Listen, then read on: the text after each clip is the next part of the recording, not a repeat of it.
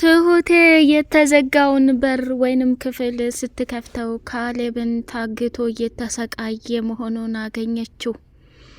እየበረረች መጣችና ለአባባ ስትናገር አባባ ደግሞ እስኪ አጎቴን ላስተዋውቅህ ብለሽ ገዛኸኝን ይዘሽው ነይ ቶሎ ብሎ አዘዛት። ትሁቴም የአባባን ትዕዛዝ ተቀበለችና አዲሱ አሰሪዋን ገዛኸኝን ወደ አባባ ቤት ይዛው ስትመጣ ፊት ለፊት ተፋጠጡ። ቆይ አንተ ማነህ? ምንድነህ?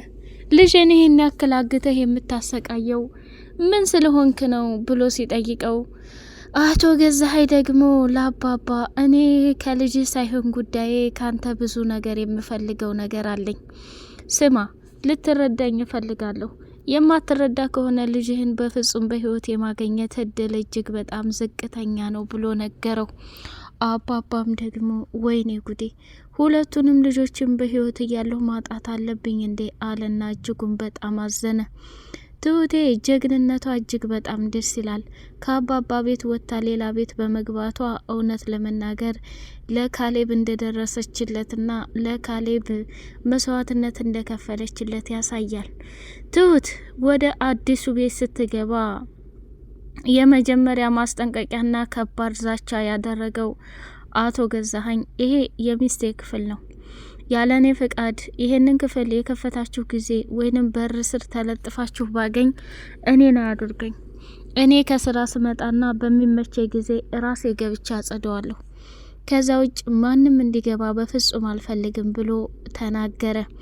ትሁቴንም ስሚ እኔ እዚህ ቤት ረጅም ጊዜ መቆየት እቅድና አላማ ካለሽ አንድ የምጠላውን ነገር እንዳታደርግ ይፈልጋለሁ ብሎ አላት። ምንድነው እሱ ጋሼ ብላ ስትል በማያገባ ወይንም በሰው ህይወት ዘው ብሎ የሚገባ ሰው ምንም ደስ አይለኝም። ስለዚህ በማያገባሽ ላለመግባት ብትጠነቀቂ በጣም ጥሩ ነው ብሎ አላት። እሺ አደርጋለሁ ጋሼ ምንም ችግር የለውም ከኝን በሙሉ ለማድረግ እሞክራለሁ ብላ ለአዲሱ አሰሪዋ ገዛኸኝ መሆኑን ስሙንም ነገራት። እዚህ ቤት አንድ የምትጠነቀቂው ነገር የት ገባሽ የት ወጣሽ ብዬ ብዙ ላልጠይቅሽ እችላለሁ። አስፈላጊ ነገር ካለ ቤቴን እያስፈቀድሽ መውጣት ትችላለሽ። ከዛ ውጭ ስራሽን በአግባቡ እንደ ሰራተኛና እንዳሰሪ ተከባብረን መኖር የምንችል ከሆነ ደሞዝም ይጨመርልሻል። በአጭር ጊዜ ውስጥ ፍላጎትና ስኬትሽን ትሞያለሽ ብሎ አላት። እሺ ጋሼ አመሰግናለሁ ብላ ወደ ክችን ሄደች። ቤቲም እንግዲህ ጥንቃቄ አድርጊ፣ ያንን ክፍል ምግብም ስትሰጪ ምንም ነገር ስታደርጊ የማይሆን ስህተት ብታደርጊ ከባድ ችግር ነው የሚፈጠረው ብሎ ነገራት። እንዴ ገዙ እኔም እኮ አንዳንዴ ወደ ጓደኞቼ ጋር መሄድ ይፈልጋለሁ። ችግርም ቢፈጠር ችግሮችን አብረን መጋፈጥ እንጂ መደበቅ መፍትሄ አይሆንም ብላለችው። ተናግሬያለሁ። እድሜ ዘላለምሽን የሚቆጭና የሚጸጽት ነገር ብታደርጊ ነፍስሽን ይቅር አልለውም ብሎ አላት። እሺ በቃ አመሰግናለሁኝ አለችና አባባን ወደ አጎቴ ዘንድ ስራ ስለጨረስኩ መሄድ ፈልጋለሁ ብላ ስትል ተፈቀደላትና አባባን ካፌ አገኘችውና አባዬ ምንድነው ብስኩል ብለሃልሳ የተፈጠረና የሆንከው ነገር አለ እንዴ ብላ ስትለው አረ ምንም አልሆንኩ እኔ ልጅ ቤቱ ባዶ ሆነ እኮ ሁለታችሁንም በአንድ ጊዜ አጣው ካሌብም እስካሁን አልመጣም እንዴ ብላ ስትል ትሁቴ ካሌብ እንግዲህ ፊልድ ስለሄደ ያ ነገር ስለተመቸው ስልክም እያነሳም አይደለም፣ በጣም ጠፍቷል። ምን ይሆናል ብለሽ ነው? ስራውን ሲጨርስ ይመጣል የኔ ልጅ። አንቺሳ ሰዎቹ እንዴት ናቸው? እንኳንም ፈቀዱልሽ። በጣም ጥሩ ሰው ስለሆኑ እኮ ነው ትሁቴ የፈቀዱልሽ። ሌሎች እኮ አይፈቅዱም፣ ከቤት እንዲወጡ ጭራሽ የማይፈቅዱ ሰዎች አሉ። አረ አባዬ በጣም ከባድ ነገር ነው። ሰዎቹ ምንም አይሉም፣ ስራውን ብዙም የሚበዛ ነገር የለም፣ ቤቱም ንጹህ ስለሆነ ብዙ የሚያደክም ነገር የለም። ሲጀመር ባልና ሚስት ናቸው ብላ ስትል በጣም ጥሩ የኔ ልጅ፣ በተቻለ አቅምሽ ራስሽን ጠብቂ ብሎ ከዛ ቦታ ላይ ተሰነባበቱና አባዬ አንድ ቀን መጥቼ ልብስህንም አጥብልሃለሁ ምግብም እሰራልሃለሁኝ አትጨናነቅ ብላ ስትለው አባባም ቤቱ ባዶ ሆኖበት ጭር ብሎበት ግራ ተጋብቶ ነው ይሄንን ያለው። ሰላም ሰላም፣ ውድ የተከበራችሁ የደሴው አርግብ ቤተሰቦች እጅግ በጣም ተወዳጅና በጉጉት ስንጠብቀው የነበረው የትሁቴ ድራማ እንደቀጠለ ይገኛል። አባባ ከባድና አደገኛ ዛቻ አደረገ። ለገዛሀኝ ከባድ ማስጠንቀቂያ ሰጠ። ካሌብ እዛ ቦታ ላይ ታግቶ እየተሰቃየ መሆኑን ትሁቴ እንግዲህ ከአባባ ጋር ቆይታዋን አድርጋ አባዬ እኔ መመለስ አለብኝ፣ በቃ እዛ የማደርገው ነገር አለ። እንዴ ሴትዮቱ ሳደውልልሽ እንዴት እንደዚህ ልታደርጊ ትቻለሽ? ትሁቴ እባክሽ ተጠንቀቂ፣ እኔ ራስሽ እንድትጠብቂ እፈልጋለሁ እያለ በተደጋጋሚ ሲላት፣ አይ አባዬ እዛ ቤትማ የሆነ ክፍል ውስጥ አለ። ምን መሰለ ዛሬ ምግብ በሰሃን ይዛ ሄዳ ሴትዮቱ ወይንም ያሰሬ ሚስት እዛ ክፍል አስገባችና እኔን ስታየኝ በጣም ድንግጥ ብላ ቶሎ ክላሱን ቆለፈችው። የሆነ ያልተጠበቀ ነገር አለ። ምናልባት እዛ ቤት የገባሁት እኔ የሆነ እርዳታ የማስፈልገው ነገር እንዳለ ተሰምቶኛል አለችና ላባባ ትሁቴ ችኩል አትበይ፣ በማይሆን ነገር ውስጥ ገብተሽ ፈተናና ስቃይሽን እንድትበይ አልፈልግም። የኔ ልጅ እኔን ለማዳን ብዙ ነገር አድርገሻል። አሁን ደግሞ የራስሽን ህይወት ኖሪ። ገና አሁን ሌላ ችግር ውስጥ ለምን ትገቢያለሽ? ትሁቴ ምን አለ መሰለሽ ይሄንን ቤተሰብ ባንቺ ፍቅርና ባንቺ መውደድ አቆይተሸዋል። አሁን ላይ እዛ ሄደሽ ሌላ ችግር ቢፈጠር እርሜ ዘላለምሽን ችግር ውስጥ ገብተሽ ስታለቅሽ ማየት አልፈልግም። ገና እኮ የተመስገንም ጉዳይ አላለቀም፣ የእህትሽ የልጅሽ ጉዳይም አላለቀም። ተረጋጊ የኔ ልጅ ብሎ ሲላት፣ አባዬ አታስብ፣ ይሄ እኮ ከስራ ጋር ምንም የሚያጋጨው ነገር የለም። እዛ ውስጥ የተቀመጠውንና የታጎረውን ሰው እንደዚህ ከሰው ርቆ እየተቀለበና በድብቅ እያደረጉለት ያለውን ነገር ማወቅ ፈልጋለሁ ብላ ስትል፣ ታየኔ ልጅ ሌላ ችግር ውስጥ ገብተሽ እድሜ ዘላለሜን ስጸጸትና ስቃጠል እንዳልኖር ብሎ ሲል፣ አታስብ ብላው ከዛ ቦታ ላይ ሄደች። ትሁቴ ከቤት ሰራተኛዋ ጋራ ከቤት ባለቤቷ ጋራ ቁጭ ብለው አንድ ላይ እያወሩ፣ እኔ ምልሽ እኔም ወደ ጓደኞች ዘንድ ልሄድ ነው። ይሄ ቤት ደግሞ ብቻሽን ለመቀመጥ በጣም ያስፈራል። አቶ ገዛሀኝም ስራ ቦታ ነው። አንቺም ወደ ዘመዶችሽ ጋር መሄድ ከፈለግሽ እኔ ስደውልልሽ አብረን እንገባለን። እንዴ ጋሻ አይቆጡም እንዴ? ደግሞ ቤቱ ምን ሆኖ ነው የሚያስፈራው ብላ ስትል፣ እንዴ ብቻሽን መቀመጥ ከፈለግሽ ተቀመጪ ብላ ሄደ። አረ ችግር የለውም አንቺ ያልሽው ይሆናል አለችና ቁልፉን ሶፋ ላይ ጣል አድርጋው ነበር። ትሁቴ ያንን ተመለከተችና ወደ አባባ ዘንድ ከልጅቱ ጋር አብራ ሸኝታት ሄደች። ትሁቴም ደግሞ በፍጹም ከአባባ ጋር መቆየት ፍላጎት የላትም ነበር፣ በሚገርም ሁኔታ ማለት ነው። ከዛ ጉዳዩንና ያለውን ነገር ነገረችውና ተመልሳ ቁልፉን አንስታ በራፉን ከፍታ ስታይ ያየችውን ነገር ማመን አቅቷት ደንግጣ እየበረረች ወደ አባባ ዘንድ ሄደች።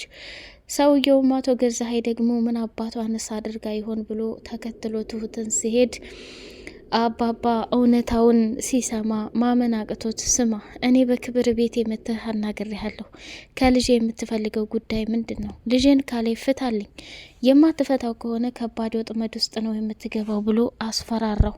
ከዛ በሚገርም ሁኔታ ገዛሀኝም እዛ ቤት ላይ በድንጋጤ ተውጦ፣ ምን አይነት ጉደኛ ሰውዬ ነው እንዴ? እሱ አርጅቷል፣ አሁን ተኔና ተሱ ማን ይበልጣል እያለ ጭራሽ መማጎት ጀመረ። ትሁት እዚህ ቤት የገባሁት ለካ ለምክንያት ነው። ካሌብን የመሰለ ሰው አግተው እያሰቃዩት ነው። ይሄ ሁላ የቲና ውጤት ነው እያለች በጣሙን ተቃጠለችና አዘነች። ሌላውና ትልቁ ነገር ደግሞ አባባ እጅግ በጣም በሚገርምና በሚደንቅ ሁኔታ ካሌብን እየጠበቀ ሳለ አቶ ተመስገንን ልክ እስከ ማሰሪያው ማንቁርቱን ይዞ፣ ስም አንተ ሰውዬ፣ ትሁት ካንተ ጋር እኖራለሁኝ፣ ካሁን በኋላ ድብብቆሽ በቃኝ፣ ልጅም እንዳለን አምና እህቴን ፍታልኝ ብላ ለምና እህቷን ከፈታሁኝ በኋላ ወደ እኔ ልትኖር ጓዟን ይዛ መታ ነበር። ወዴት አባቷ ነው ያደረስካት?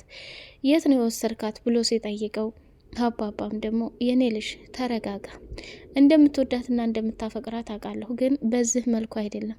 አንድና ብቸኛ ልጄን በነገር አስክረህ ከቤት አወጣሃት፣ አሁንም አብረን እንኖራለን ብላ ጓዟን ይዛ ወጥታለች። የት እንደሄደች አላቅም ብሎ ሲለው አባዬ ባክህ እንደው በልመና ይሁንብህ፣ እኔ ትሁትን አጥቼ በህይወቴ መኖር አልችልም፣ እንድትረዳኝ እፈልጋለሁ ብሎ ሲለው እንግዲያውስ እንድረዳህ ከፈለግ ትሁት አለችበት ቦታ ላይ ፈልገን እናመጣታለን። ግን ዛሬ እየሰራን የምናወራው ነገር አላለን።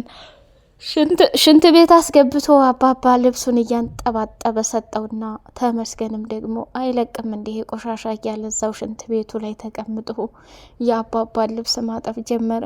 በመጨረሻ ስማ የኔ ልጅ እኔ ትሁት አለችበት ቦታ አላቅም፣ ግን እዚሁ አዲስ አበባ ውስጥ ሌላ ቤት ስራ ገብታለች ብሎ ሲለው እንዴት እንደዚህ ሊሆን ይችላል? እንዴት እኔን ታታልለኛለች? እንዴት ተዋሸኛለች? ብሎ ቀወጠው።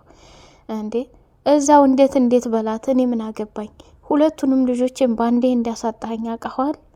ስለዚህ እረፍ፣ አትፈታተነኝ ብሎ አባባ ከባድ ንግግር ከተናገረ በኋላ ተመስገንን አሁንም በድጋሚ እንግዲህ የቤቱን ስራ ካሰራው በኋላ ከዛ ከቤት አበረረውና ሁለተኛ ላይ አልፈልግም፣ እኔ ስለ ትሁት የሚያገባኝ ነገር የለም፣ የትና ምን እንደሄደች የማውቀው ነገር የለም፣ ለዚህ ለቤት ሰራተኛ መሆን በቃይ ብላ ነው ሄደችው አለው። ትሁቴ እንግዲህ ጓዟን ሸክፋ ይዛ ሂዳ ቲናም በስተጀርባ በኩል የዳኒንና የኤዱን ሁኔታ ስታይ እጅጉን በጣም ተናዳ ጥይት አነጣጥራ ግንባሯን ልትላ ስትል በሚያሳዝን ሁኔታና በሚገርም ሁኔታ ዳኒና ኤዱ ከዛ ቦታ አምልጠዋል። ተመስገን ግን በስተጀርባ በኩል ሄዶ ትሁቴን ከያዛት በኋላ በመጨረሻም ከኔ ጋር ሆንሽ፣ ላታደክሚኝ አታሩጭኝ የሚባል ነገር አለ። አንቺ እኮ የሚያምርብሽ ከኔ ጋር ስትሆኝ ነው። እንዴት አስቻለሽ? ይህን ያክል ጊዜ ወርቅ የመሰለች ልጅ በህይወታችን እያለች ከእሷ ጋር አብረን በደስታ መኖር ሲገባሽ እንዴት እንደዚህ ታረጊያለሽ? ከአንተ ማነ ተመስገን? እኔ አሁን ሁሉም ነገር ደክሞኛል። መረረኝም ጣፈጠኝም ኖረኝም አልኖረኝም ካንተው ጋር ልኖር ወስኛለሁ። አሁን እህቴ ካለችበት ቦታ ላይ አስወጥተህ ታባርልልኛለህ ወይስ ብላ ስትለው እንዴ ባላባራት ምን ልትሆኝ ነው? ምን ነው አፈጥጥሽብኝ እኮ አላት። ባታባራትማ የሚፈጠረው ነገር በጣም ከባድ ነው። ስለዚህ እኔ ካንተ ጋር ልኖር እየመጣው እህቴ ከታገቸችበት ቦታ ላይ መውጣት አለባት። ልጄስ አሳያለሁ አለችውና ወደ ክፍላቸው ሄዱ። ፍራሹን የታርገው ነው? ፍራሹን ባለፈው ቆሽሾ ነበርና ጥየዋለሁ። አሁን ግን አዲስ ፍራሽ እገዛለሁ። እና ታዲያ ክፍሉ ይሄ ለእኔና ላንተ ይበቃናል እንዴ? ሚስትህ አይደለው እንዴ? በቃ ነገውኑ ቤት መከራየት አለብኝ። ከዛ ወደ ሀገራችን እንሄዳለን። እዚህ ምን እናረጋለን? ትሁት በይ፣ ለማንኛውም አንቺ ወደ ውስጥ ግቢ፣ እኔ ፍራሽ ገዝቼ ልምጣ አለችው አለ። እሷም እሺ እኔ ምግብ ሰርቼ ልምጣ፣ አንተ ፍራሹን ገዛዝተህ ና ቶሎ ብላ ወደ ክችን ከገባች የገባ ይመስላ አቶ ተመስገን ከበር ወጥቶ ከሄደላት በኋላ ትሁቴ ደግሞ ስልኳን ደወለችና እህቷንም ካስመለጠች በኋላ ለተመስገንም ሳትሆን ከዛ ከቤት ውልቅ ብላ ወደ አዲስ ቤት ሄደች። ተመስገን ፍራሹን ገዝቶ ትሁቴ ፍራሹን እኮ ልጆች ይዘው እየመጡት ነው፣ የት ነሽ እያለ በየክላሱ ሲፈልግ ትሁት እዛ ቦታ የለችም። በጣም ተናደደ። ስልክ ቢደውል እያነሳች አይደለም። አታለልሽኝ፣ ቀለርሽብኝ ማለት ነው። ወይኔ ተመስገን እንዳንቺ የቀለደብኝና እጃጃለኝ የለም። እስካሁን ሳሳድድሽ የነበረው በፍቅር ነበር። አሁን ግን በጸብ እንደምቀይረውን የተመስገን ማን እንደሆነ አታቂም አለና ከዛ ቦታ ላይ ደንግጦ እየበረረ ወደ አባባ ቤት አለች ብሎ እንደለመደው ሰተት ብሎ ሲሄድ አባባ ቤት ምንም ነገር የለም። ውድ የተከበራችሁ የደሴው አርግብ ቤተሰቦች በቀጣይ ፓርት በጉጉት እስከምንገናኝ አሰላሙ አሌይኩም ወራህመቱላሂ ወበረካቱ።